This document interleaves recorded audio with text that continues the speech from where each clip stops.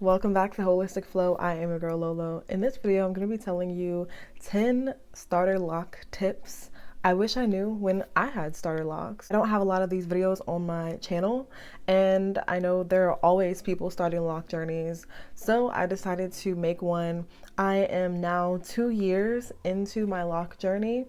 It'll actually be 2 years on Monday the 14th, but I have learned a lot in between November 2020 and now that I would like to share. Sometimes you just don't know things until you've been on your journey for a while, and then you can look back and say, if I would have done these things earlier, way earlier in my journey, I would have been able to save myself some trouble. These are in no particular order, but here they are. Before we get into this video, if you are new here to my channel, hello. Here on Holistic Flow, we're creating a safe space for self-love, self-growth, and maturity, and we're taking a journey towards an overall better mind, body, and spirit connection. If you're with that, go ahead and subscribe, turn on your notifications so you know whenever I upload a new video. If you have done that, thank you so much. Let's get into it. Again, these are in no particular order, but the first tip that I have is to not use heavy oils, butters, or creams on your locks. When you're in your starter lock phase, there's not much hair on your head, as much hair as there will be when your locks become mature. So when you have mature locks, what you have is all of the hairs that you had during your starter lock phase, plus all of the other hairs that people with loose hair shed whenever they brush or comb or detangle their hair, but we keep all of our hairs, or almost all of them. So your starter locks are a foundation for your mature locks. If you put a lot of heavy products into your starter locks, it can easily incur buildup that you may not see until months or even years later on. It can be a bit difficult to kind of decipher what products are right for you, because I looked at a lot of different channels when I was first starting my lock journey to try to figure out what was for my hair or not. And I mean, no matter how many videos I really watched of other people's lock journey, my locks are completely different. So I kind of had to try and see what worked. One thing that I just didn't listen to was everybody saying that the Jamaican mango and lime retwisting gel was not good. I went ahead and used it because at that time that was the only thing I had, and I didn't want to go and buy products. My brother was already using that for his locks, so it was already in the house. I started my locks with Jamaican mango and lime gel in my hair, and I proceeded to use it for maybe about a month or two after my lock journey. I realized after month 2 that there was caked up residue from the gel in my hair. I didn't want to take out my twists because it was already a month or 2 in.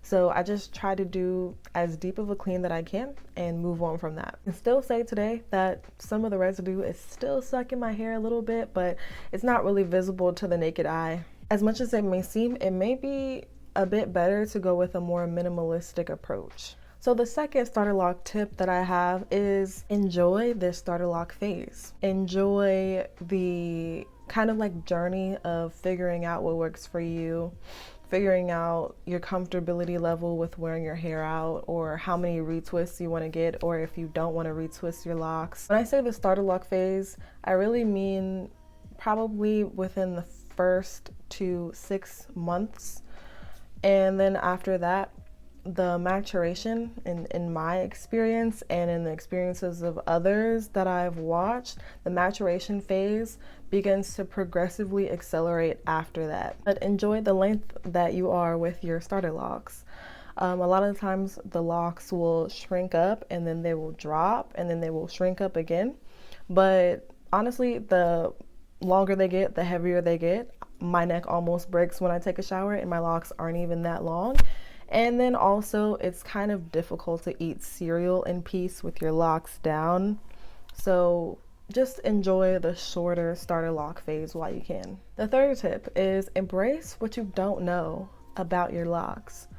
From the point where you decide to lock your hair and you still have loose natural hair, and then to the point where you actually start your lock journey within the first month, you may notice some changes in between the products that your hair likes. There's a whole other journey that you have to go through with learning what your hair needs now, because the state that it's in is a different state.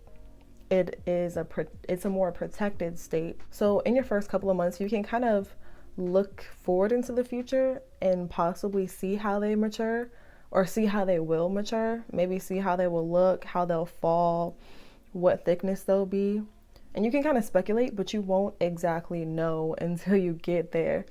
And for some people that scares them, but for other people, I think the more you embrace that, like not really knowing, better it gets. Honestly, because our hair is gonna do what it wants to, and a lock journey is one of the most liberating things and one of the most natural things that you can do for your physical self. When my hair was loosely natural, I wore my natural curls out a lot, and I had pretty soft looking hair, pretty soft and shiny looking hair. And when they were in the starter locks, they looked shiny, and I thought that it was going to keep the shininess of it as they started to mature. They didn't. And I had to kind of non-attach the result of what my locks were going to look like from my emotions. So you really have to practice non-attachment, because if you attach yourself to what you want your hair to look like and it doesn't look like that because it's a plant and it does its own thing, then you're going to either want to comb them out or start over, or you're not going to be satisfied with it. But some people may see that the lock journey isn't really about conforming your physical appearance into what you want it to look like, but rather surrendering to what your physical appearance naturally is. That makes sense. Starter lock tip number 4 is embrace wearing head wraps. If you maybe are not that comfortable with wearing your locks out in your starter phase, you can go take yourself to Joann Fabrics or whatever fabric store is near you and just get like a yard of fabric for $2 to $5. It's really cheap. I did embrace head wraps, definitely. In your starter lock phase, you probably don't have that much volume to your locks. They're not as thick, so you can definitely get your locks in a lot of different head wrap styles. Kind of goes back to just embracing the starter lock phase, and I wish I would have worn more head wraps in the starter lock phase and embraced that more, because now my hair is a lot heavier when it's piled on top of my head, and then you put a head wrap on top of it, and a lot of the times my neck will be hurting by the end of the day. I don't know how a lot of people do it every single day. Head wraps are also beneficial for those who have hand and hair syndrome, which is kind of like a real thing. I have a whole video about it if you want to see it. Whichever side it's on. It can be like a nervous energy about us that we just gravitate toward touching our scalp or fiddling with our hair, and sometimes we don't even recognize that we do it. I still do it to this day. So wearing head wraps around the house, even if you're not going anywhere, or out of the house, can really help that. Or another option, whenever you're in the house, just wear your bonnet. Very easy. Number 5, please refrain from brushing your locks in your starter phase. Brushing your locks when they become mature, which everybody will be at their own pace, but I would say at least 8 or 9 months after your lock journey starts. But it does have a lot of benefits once they're mature, such as removing lint. It can also add more volume to your locks as well. However, when you're in a starter lock phase, there's a lot of scraggly hairs, and that just indicates that your locks haven't matured yet, because all your hairs haven't like grouped inside and tangled with each other to actually form a mature lock. If you brushed your hair when they're not mature, you would just be untangling more so your locks, because what they're doing is they're trying to tangle and they're trying to lock. So basically brushing your locks while they're not mature would disrupt the locking phase, and it would only prolong it. So please don't brush your locks.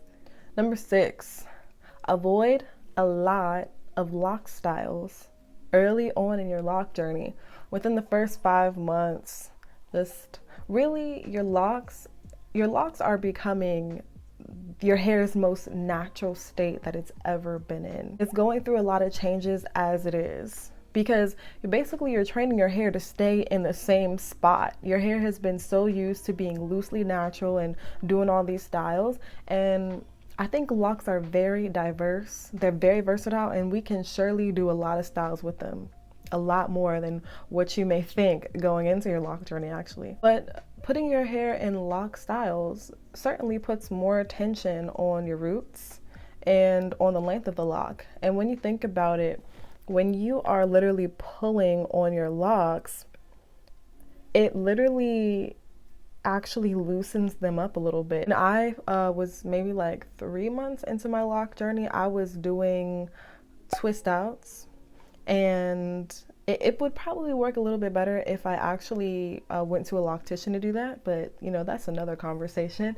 When I took my twist out, this happened on like 1 or 2 occasions. I actually had like holes in my locks, holes in between the 2 strands of the twist, and I'll insert some pictures. But basically, you know, my hair was already soft, so twisting them together kind of made them unravel.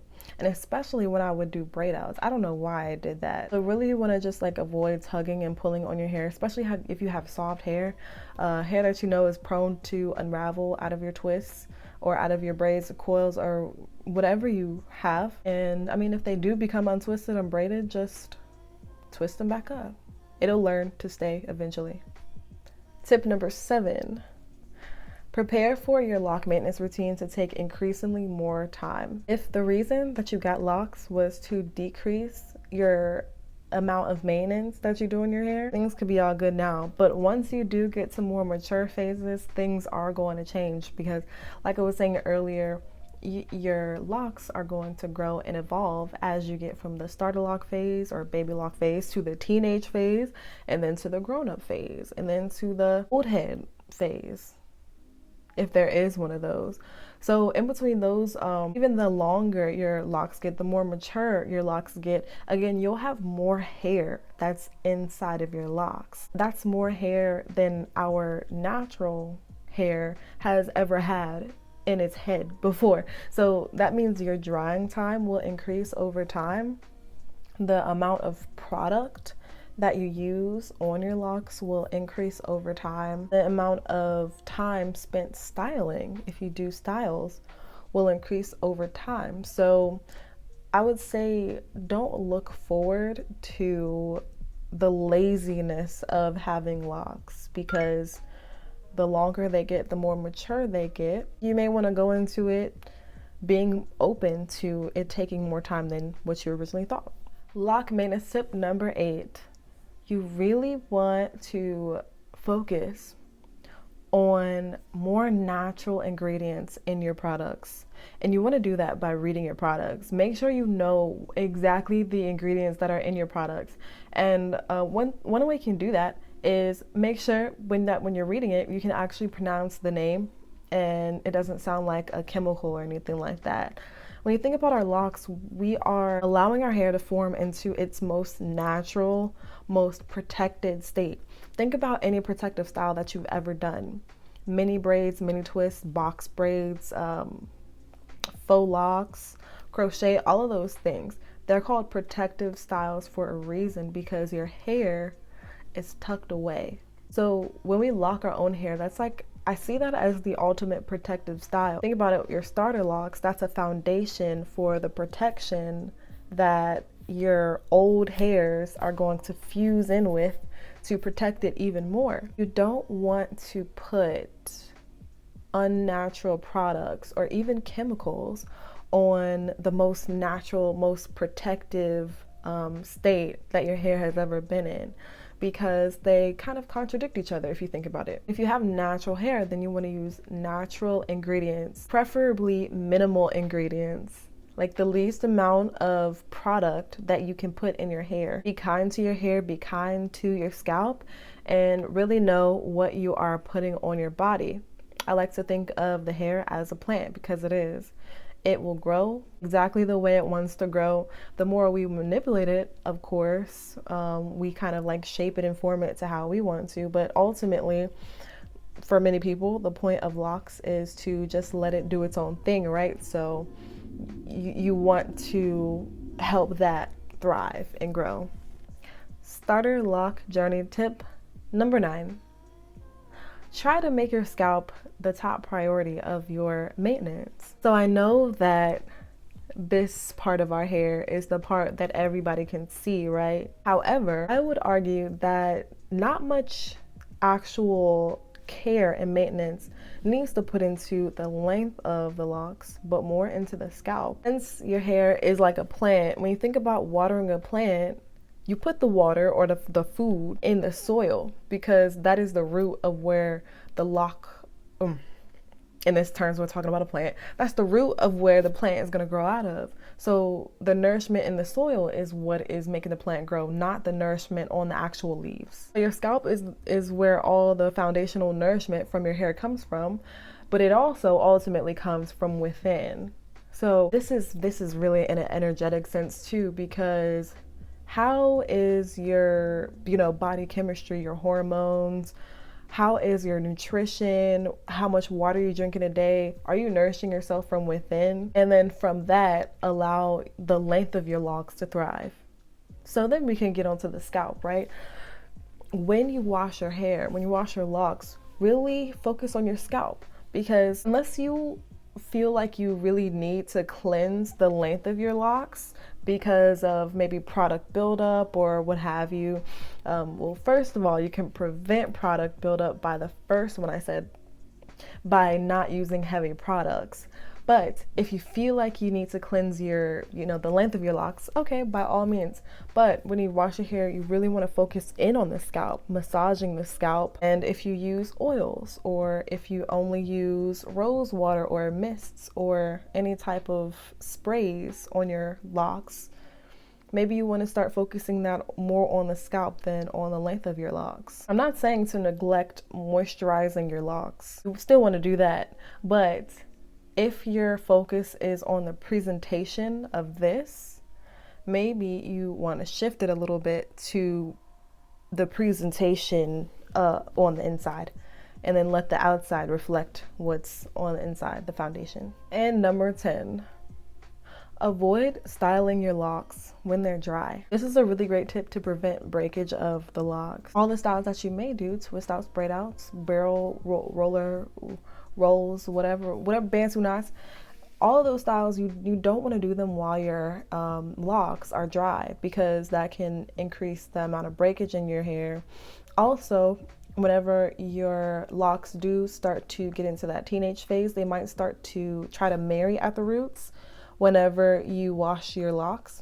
And if you pop your locks or separate them at the root, really make sure your roots are moisturized all throughout that maintenance routine, so you can minimize breakage as much as possible. Because even when you're popping your locks, I like to be more so concerned with where my hair looks like it wants to go. So I have semi freeform locks. I don't retwist my hair anymore. I haven't retwisted my hair in more than a year and a half.